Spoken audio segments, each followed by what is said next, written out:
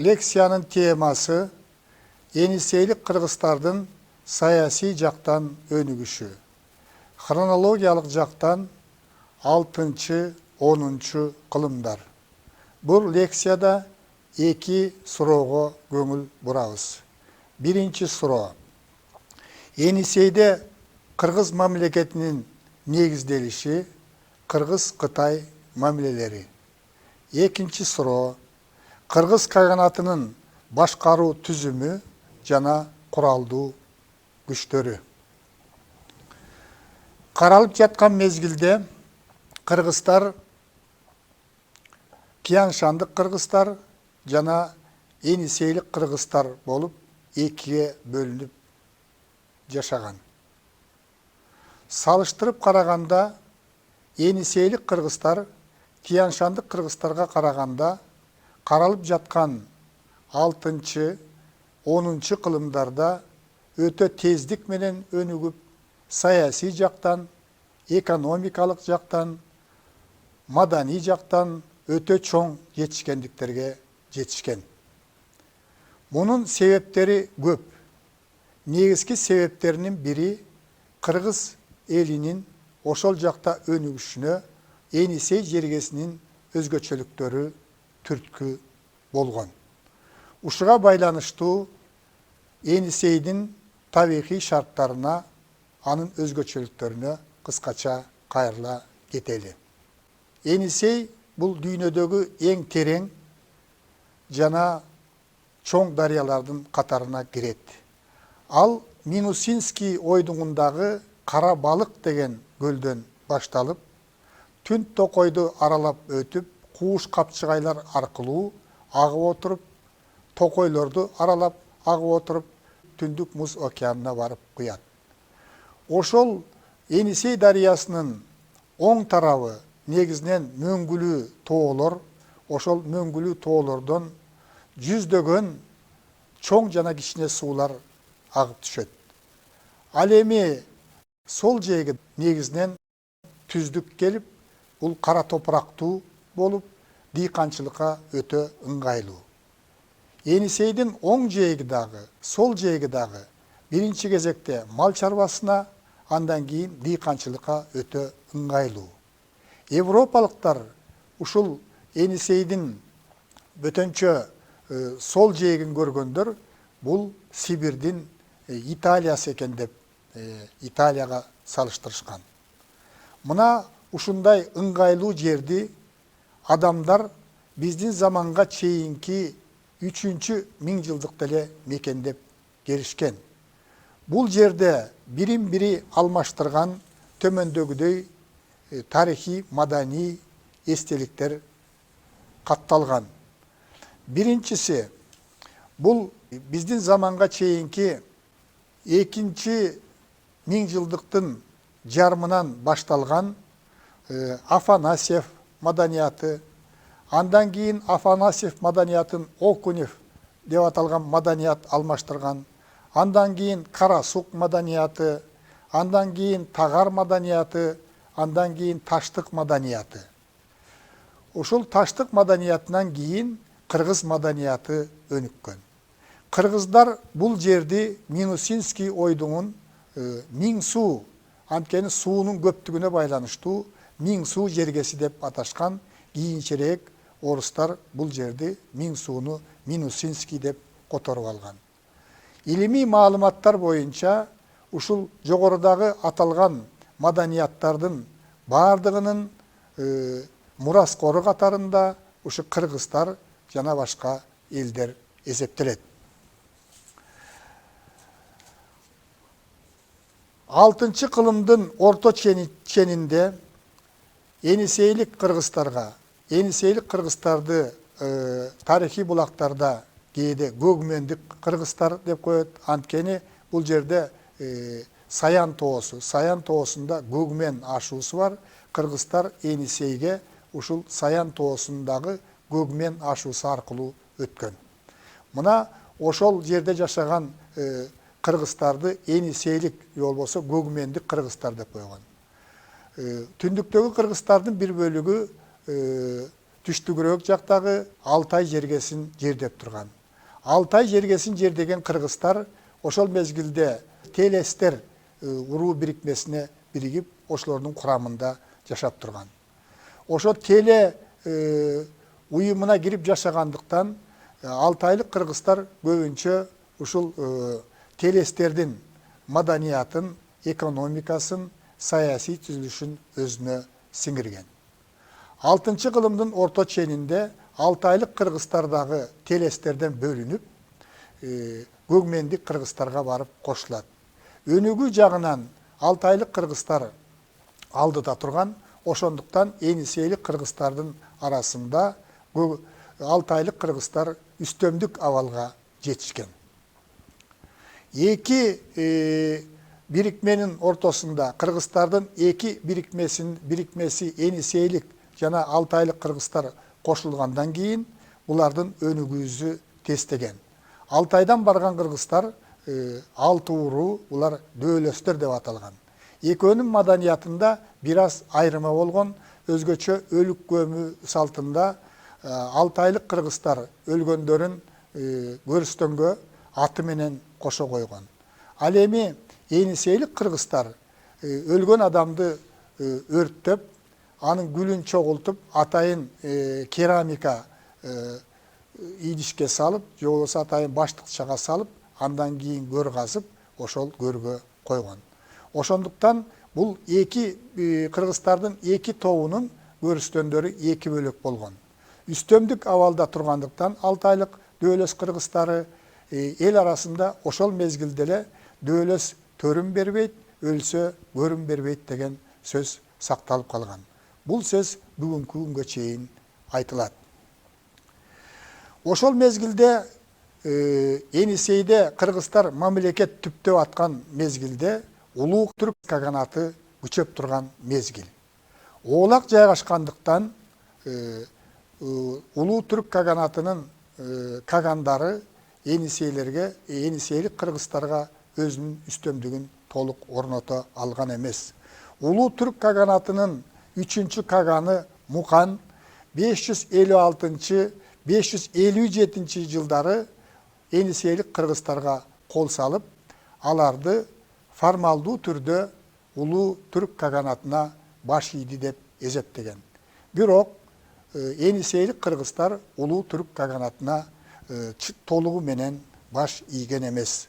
Шарттуу түрдө гана улуу түрк каганатынын курамында деп эсептелген. 603 жылы улуу түрк кагандыгы экиге батыш түрк кагандыгы жана чыгыш түрк кагандыгы болуп бөлүнгөндүгүн айтканбыз. 603 жылдан кийин чыгыш түрк каганатын Сели каган жетектеп, чыгыш түрк каганатын күчтүү мамлекетке айлантууга аракет кылган.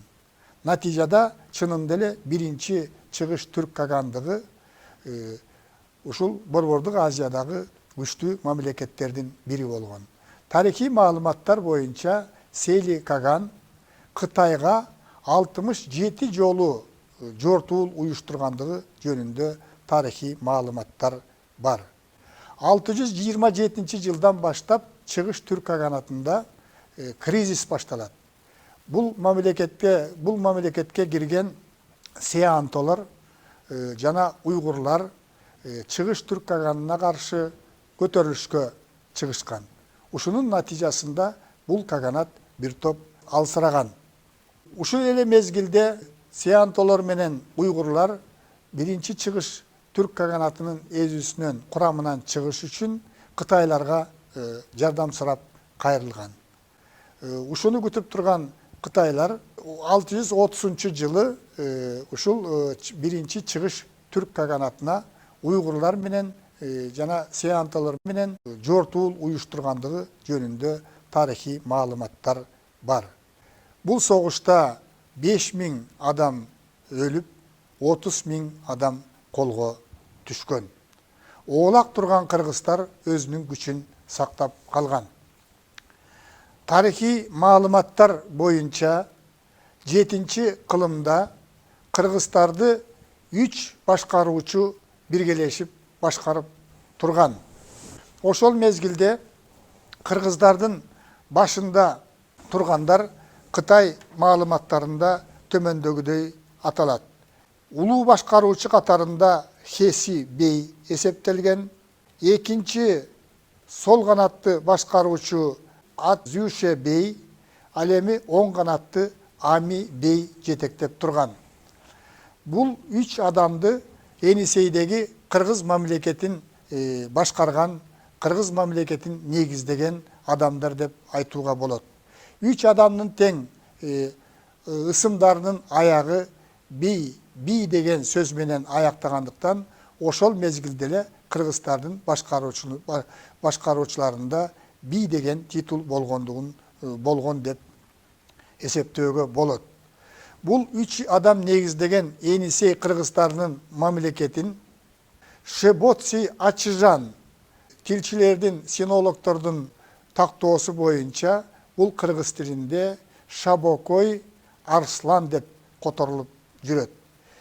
Бул адам бириктирип кыргыз мамлекетин элтеберлик даражага жеткирген.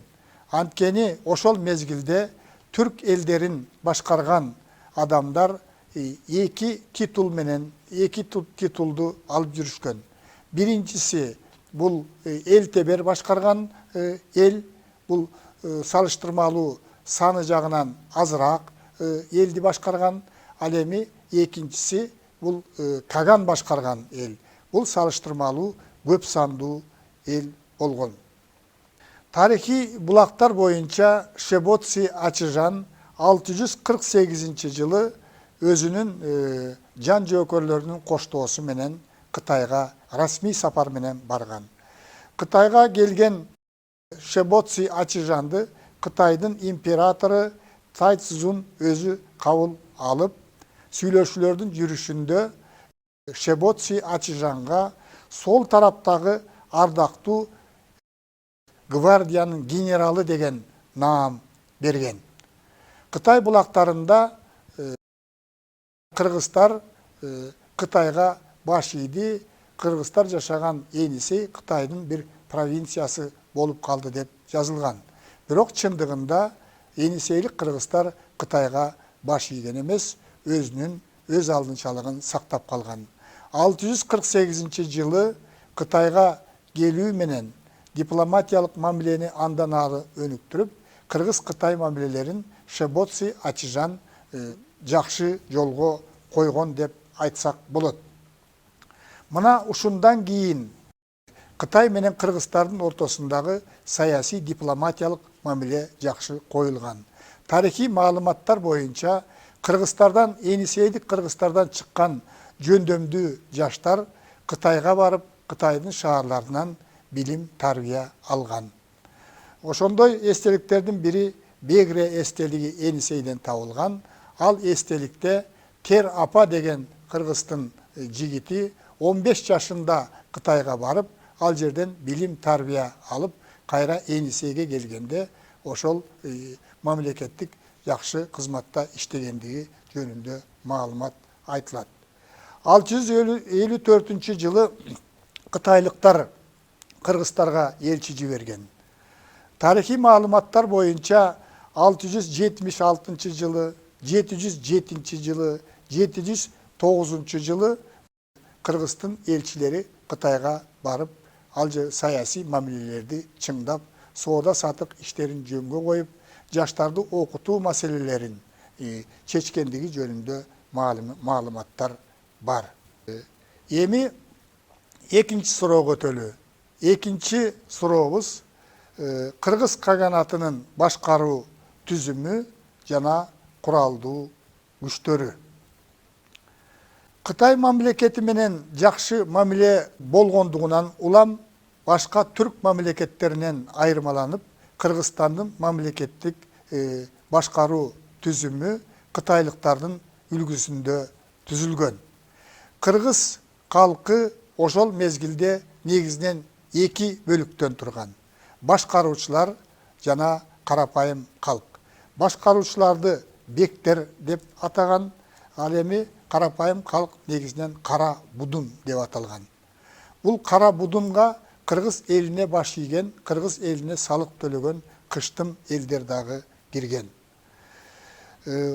Уруулардын санына жараша кыргыз мамлекети 6 бөлүккө бөлүнгөн. 6 бодун эл деп аталган.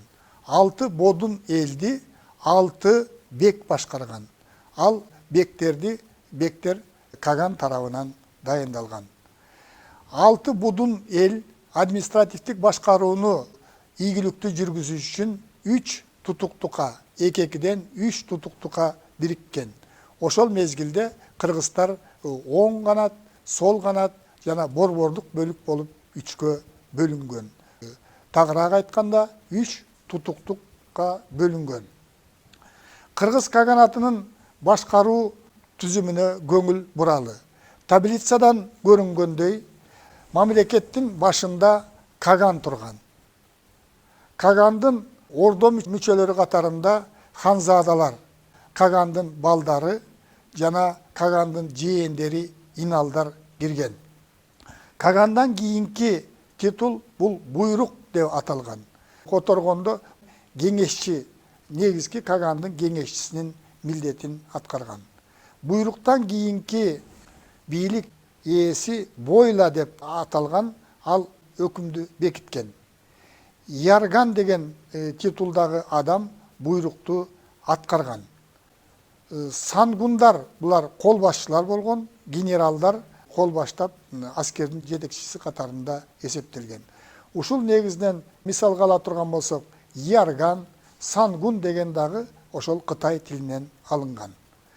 Кыргыз каганатында башкаруу түзүмүндө чижишилер деп аталган 10 адамдан турган өзүнчө бийлик органы болгон, булар мыйзамдардын аткарылышын текшерген. Мындан тышкары Тыжан шилер деп аталган 15 адамдан турган бийлик органы болгон, булар статистика, тагыраак айтканда ички жана тышкы саясатты жүргүзгөн. Кытайдын тарыхый маалыматтарында баяндалгандай, кыргыздардын мамлекеттик башкаруу түзүмү андагы бийлик ээлеринин титулдары дагы кытайча аталгандыгын көрөбүз. Экинчи баскычтагы бийлик органдары бул жергиликтүү бийликтер деп аталган. Таблицада көрүнгөндөй, жергиликтүү бийликтерди тутуктар согуштук административдик аймактарды, оң, сол жана борбордук бөлүктөрдү башкарган. Андан кийин таркандар, бул салык саясатын жүргүзгөн, анткени каганатта бардык калк борборго салык төлөгөн. Андан кийинки жергиликтүү бийликти ишке ашыргандар бийлер жана түтүндөр деп аталган. Жергиликтүү бийликте дагы, биринчи баскычтагы жогорку бийликте дагы эге деп аталган, же болбосо өгө деп аталган бир наам болгон. Бул акылман башкаруучу кеңешчи, же болбосо акылман кызматкер дегенди түшүндүргөн. Ушундай наам татыктуу адамдарга ыйгарылган. Кыргыз мамлекетинде темирдей бекем тартип орнотулган. Каган дагы өзүнүн жүрүш турушу менен, жүргүзгөн саясаты менен элге үлгү болгон. Кагандын өзүнүн сөзүнө турбай эки сүйлөшү бул өлүмгө тете уят иш деп эсептелген. Мамлекеттик казынага кол салгандар токтоосуз түрдө өлүм жазасына буйрулган.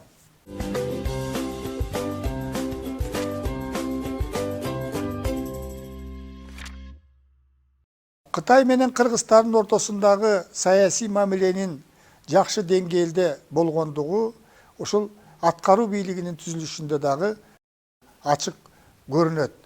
Кыргыз мамлекетинде тармактык башкаруу негизинен 7 министр тарабынан ишке ашырылган. Министрлер кытайча сызайсандар деп аталган, кыргызча жайсаң дегенди түшүндүрөт. Аткаруу бийлигиндеги 7 жайсаңдын бирөө башкы жайсаң, азыркы тил менен айтканда өкмөт башчысы деп аталган. Биринчи жайсаң бул таблицада көрүнгөндөй өкмөт башчысы, андан кийин 6 жайсаң бұл тармақтық башкарууларды ишке ашырган. Таблицадан көрүнгөндөй церемониал жайсаңы болгон. Андан кийин юстиция жаза аткаруучу жайсаң болгон. Финансы жайсаңы бұл каржы иштерин тейлеген. Адистер жайсаңы болгон. Бұл мамлекеттик бийликте ушул татыктуу адистерди дайындоо маселесин чечкен. Атайын аскердик жайсаң болгон. Андан кийин коомдук иштерди тейлеген атайы жайсаң болгон. Тарихи маалыматтар боюнча ушул каралып жаткан мезгилде 6 кылымдан 10 кылымга чейин Енисейлик кыргыз мамлекети менен Кытай мамлекетинин ортосунда тыгыз саясий мамиле болгон. Эки мамлекеттин ортосунда согуш иштери катталган эмес. Эми кыргыз мамлекетинин куралдуу күчтөрүнө кыскача токтололу. Кыргыз мамлекетинде ер жеткен ар бир кыргыз жоокер делип эсептелген. Согуш маселелери болгон учурда ар бир жоокер биринчи чакыруу боюнча өзүнүн тобуна келип кошулууга милдеттүү болгон. Кыргыздардын күчтүү жоокерлер болгондугу тарихи булактарда, эпитафияларда, араб, перси булактарында көп баяндалат. 7-10 кылымдарда кыргыздардын куралдуу күчтөрү негизинен атчан аскерлерден турган. Атчан аскерлер дагы 3кө бөлүнгөн. Оор куралданган атчан аскерлер, орточо куралданган атчан аскерлер жана жеңил куралданган атчан аскерлер. Жеңил куралданган атчан аскерлер негизинен мындай зоот кийимдерди кийген эмес, алар негизинен жаа менен жана кылыч менен куралданып, алыстан туруп душманга жаа тартып, душмандарды кыргынга учураткан. Оор куралданган аскерлер алдыңкы катарда турган. Булардын жоокердик кийимдери негизинен денеси зоот менен корголгон, калкандары абдан бекем жыгаштан жасалып, анын тегереги темир менен алкакталып, алар узун оор найзалар менен куралданышкан. Найзанын уштары бөрү тилдүү же болбосо ромбик түрүндө болгондагы найзанын уч жагын желекчелер менен коостоп коюшкан. Оор куралданган аскерлер негизинен алар атайы даярдалган аттарды минген, аттардын денеси дагы кийис менен, металл пластиналар менен туягына чейин корголгон. Ак сөөктөрдүн балдары оор куралданып, өзгөчө жазалгалуу куралданышып, эң алдыңкы катарда согушкандыгы бул тарихи булактарда жазылып калган. Ак сөөк адамдардын балдары куралдуу күчтөргө жетекчилик кылган. Орточо куралданган жоокерлер ушу оор куралданган жоокерлердин артында болушуп, согуш иштерине активдүү катышкан.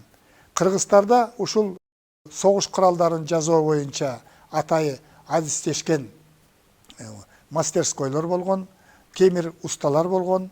Алар ушул зоот кийимдерди, чопкуттарды жасоо боюнча адистешкен.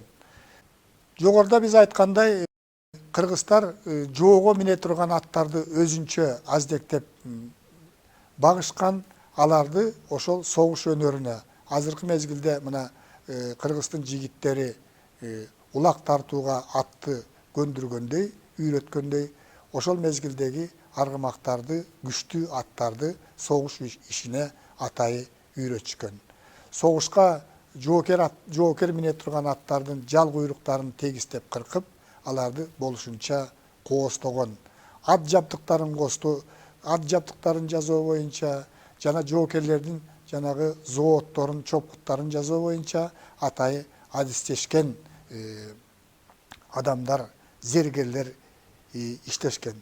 Араб Перс булактарында эгерде капысынан жоо кирип келген учурда кыргыздардын аялдары, кыз келиндер дагы эркектер менен кошо ошол басып кирген душманга каршы өтө шамдагайлык менен, эрдик менен кармашкандыгы жөнүндө араб перс тарыхчылары таң калуу менен жазып калтырышкан.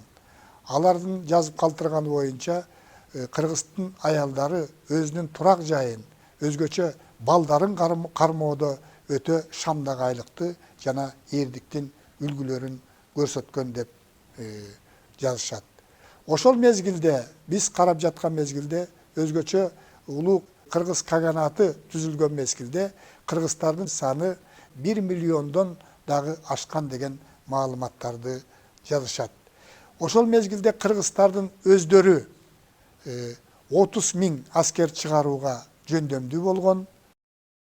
9-кылымдын орто ченинде ал эми кыштым элдерден, кыргыздарга баш ийген кыштым элдер дагы кыргыздардын куралдуу күчтөрүн түзгөн. Анткени ошол мезгилде Борбордук Азияда үстөмдүк кылып көпчүлүк элдерди эзип жиберген уйгур каганатынан кутулуу үчүн ошол уйгур каганатынан жапа чеккен элдердин баардыгы тең кыргыздардын куралдуу күчтөрүнүн курамын түзгөн. Ошол кезде Борбордук Азиядагы көпчүлүк элдер кыргыздарды эзүүдөн, тагыраак айтканда, уйгурлардын эзүүсүнөн куткара турган күч катарында көрүшүп, ошол кыргыздардын айланасына баш кошкон. Ошентип 9-кылымдын ортосунда кыргыздын каганы уйгурлардын каганатын талкалоо үчүн 100 000 аскер топтогон. Жана биз айткандай, алардын 30 000-и кыргыздардан топтолгон, ал эми 70 000-и кыргыздарга баш ийген кыштым элдерден кошулган. Демек, кыштым элдерден чогулган аскер кыргыздардын өзүнө караганда 2 эседен ашып көптүк кылган. Алар дагы ошол кыргыздарга баш ийип, ошол кыргыздардын кол башчылыгы астында чабуулга өтүшкөн. Демек, 9-кылымдын ортосунда кыргыздардын куралдуу күчтөрү Борбордук Азиядагы эң күчтүү күч болгон. Ошондуктан Борбордук Азияда 100 жыл бою үстөмдүк кылып келген уйгур каганатына чабуул коюп, аны талкалап, жоюп, Борбордук Азияда кыргыздардын улуу империясын түзүүгө жетишкен.